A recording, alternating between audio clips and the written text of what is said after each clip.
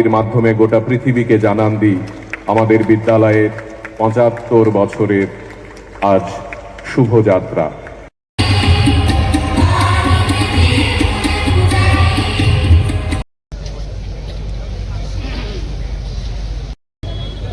আমারে তুমি অশেষ করেছ,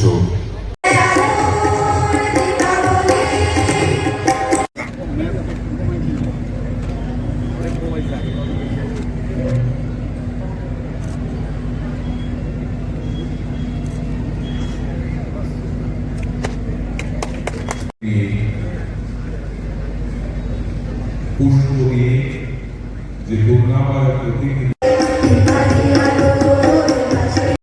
নব নব কত যে দিনই। জানুয়ারির দ্বিতীয় দিন গতকাল থেকে শুরু হয়েছে।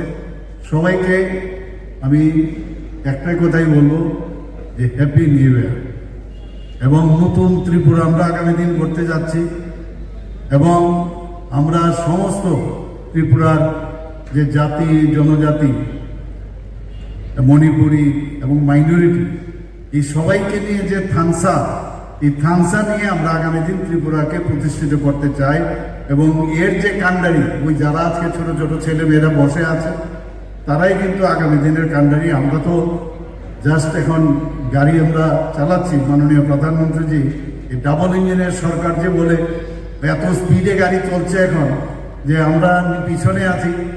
আর কিছু লোক আছে এখনো দিচ্ছে না, খাচ্ছে না। ওই ইংরেজিতে একটা কথা আছে, আপনারা মনে আছে যে আই ব্যাক টু স্টেট, একটা আমরা লিখতাম আই ব্যাক টু স্টেট, মানে ইংরেজি লিখতে গেলে আই ব্যাক টু স্টেটই হবে। তো আমার এক দাদা বলছিলেন আরে আই ব্যাক টু স্টেট বাদেও আরও অনেকভাবে ইংরেজি লেখা যায়, মানে কোনো জায়গায় কাউকে কিছু চিঠি লিখতে গেলে। তো এখন দেখছি আমাদের যারা বিরোধীরা আছে ওই জল নাই, রাস্তা নাই, একটা মুখস্থ করা মেহনতি মানুষ এইসবই করতে থাকে। আরে তার বাইরেও আপনারা আসুন না, এগুলো আমি দেখি প্রায়। I back to state that due to this reason I could not attend the school. তো এইগুলো তো এখন চলে না, এগুলো সেই বস্তা পচা যে কথাগুলো সারা জীবন ওরা বলে এসছে, আগামী দিনেও বলবে। যাই হোক, আজকের এই দিনে আমার মনে হয় যে এই কথাগুলো না বললে ভালোই।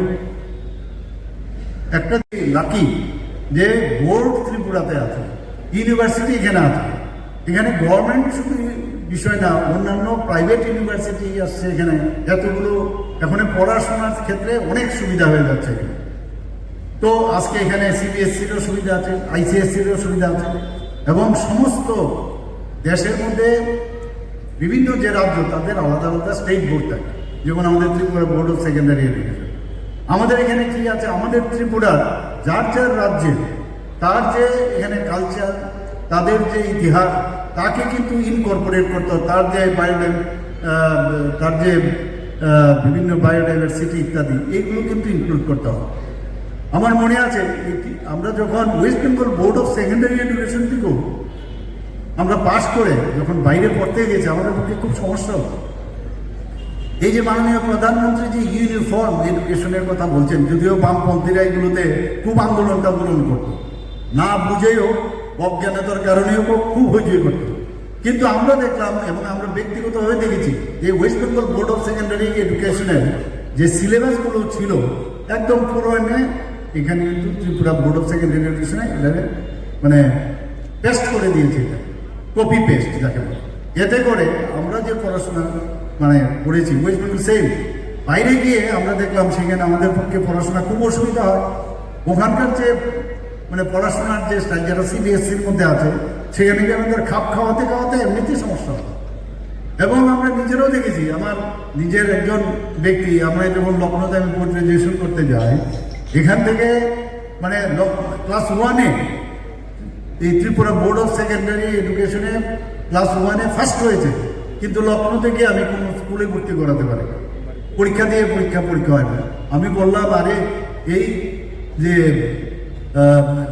শিশু Bihar is suppose two B the best school in Tripura ওই সময়, এবং সেই স্কুল থেকে ফার্স্ট হয়েছে। এই ফার্স্ট হয়েছে, আমার কি হয়েছে, আপনাদের তো মানে পরীক্ষা দিয়ে তো ভর্তি পরীক্ষা দিচ্ছে, রেজাল্ট করছে। এখন একটু ওই স্টুডেন্টের দোষ নেই, এই যে কারিকুলাম, এই কারিকুলামে এই যে অসুবিধা আমাদের হতো, তো টিবিএসসিও এখন আস্তে আস্তে কিন্তু সিবিএসসির ধাঁচে এখন আসে।